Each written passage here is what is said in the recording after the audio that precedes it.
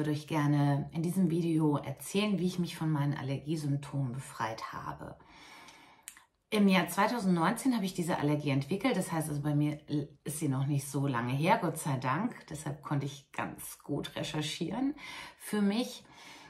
Ich hatte eine Allergie, die sich nur auf meine Nase konzentriert hat. Das heißt, ich habe eigentlich ständig nur genießt und hatte das Gefühl von Schnupfen, ne? Also Schleimhautschwellungen und die Nase lief halt. Und also Niesen war schon das Hauptthema eigentlich. Also ich habe ständig genießt. Wobei ich nicht wusste, gegen was ich allergisch bin. Also die Allergie kam immer so Ende Juli, August. Also nicht so diese typische Frühpollenallergie, ne, die so alle im Februar, März, April haben.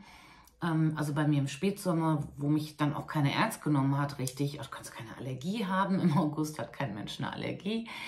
Aber es war nun mal so. Anfang August, wie gesagt, das hat sich dann so gezogen bis in den Oktober hinein. September, Anfang Oktober, und hat sich auch gesteigert. Am Anfang waren die immer noch sehr leicht, die Allergiesymptome, und dann von Woche zu Woche wurde das so gravierend immer, dass ich dann im September, im Oktober gar nicht mehr wusste, ob ich jetzt erkältet bin oder ob ich eine Allergie habe, weil ich mich eigentlich dauerhaft krank gefühlt habe. Und also wie gesagt, ich wusste nicht, gegen was ich allergisch bin. Ich bin auch nicht zum Arzt gegangen. Ich habe auch keine Antiallergika eingenommen. Doch einmal hatte ich einen Schnupfen, so ein Spray probiert, was mir auch ein bisschen Linderung geschafft hat, aber ich wollte das eigentlich immer so irgendwie spüren, ne, was sich da so tut oder was sich vielleicht nicht tut. Habe natürlich auch eine Menge Dinge ausprobiert, von Darmsanierung über vegane Ernährung. Bliblablub, hat natürlich alles nichts geholfen. Und und irgendwann bin ich dann zum Ingmar gekommen. Also auf diese Seite Krankheit ist anders, weil ich mich schon lange für die 5 biologischen Naturgesetze interessiere und für mich das eigentlich auch sehr korrekt ist. Also es ist eigentlich das, was für mich wahr ist.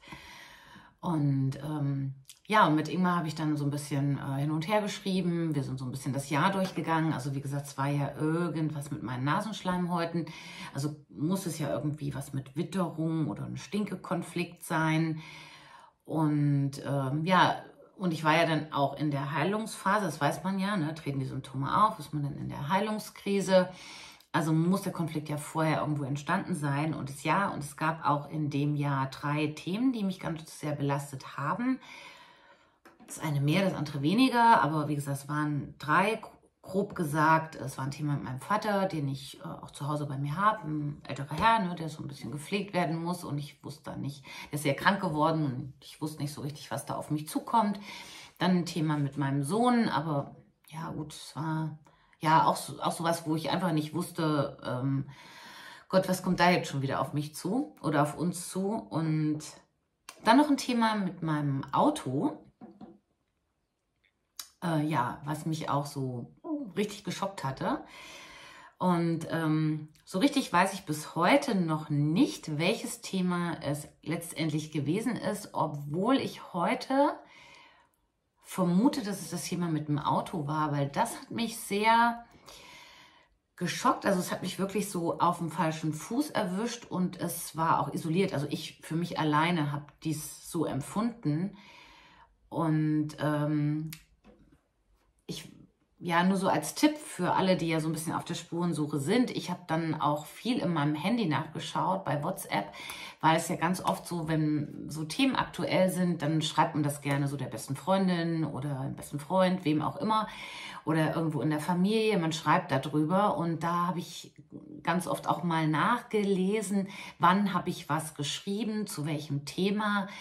Und da denke ich heute schon, dass es doch das Thema mit dem Auto war, was mich ganz schön geschockt hat. Und aber nichtsdestotrotz habe ich für die Lösung alle 3 Themen für mich genommen. Und ich habe dann auf den Tipp vom Ingmar hin ab Mai dann angefangen, diese Themen für mich nochmal aufzurufen, immer in einer ruhigen Minute, also immer, wenn ich mal im Auto gesessen habe, alleine war oder abends im Bett oder ich habe mal irgendwo rumgelegen, ne, für mich ganz alleine in der Sauna oder wo es eigentlich immer so einen ruhigen Moment gibt, habe ich mir diese Themen nochmal aufgerufen, mich nochmal versucht, in diese Situationen hineinzubegeben, gedanklich, und mir dann immer wieder gesagt, dass das Thema jetzt gelöst ist und für mich überhaupt kein Problem mehr darstellt. Also mein Körper überhaupt keine Reaktion mehr zeigen braucht, weil das Thema für mich völlig gelöst ist. Ne? Und ich bin eben alle 3 Themen durchgegangen und das mache ich heute noch.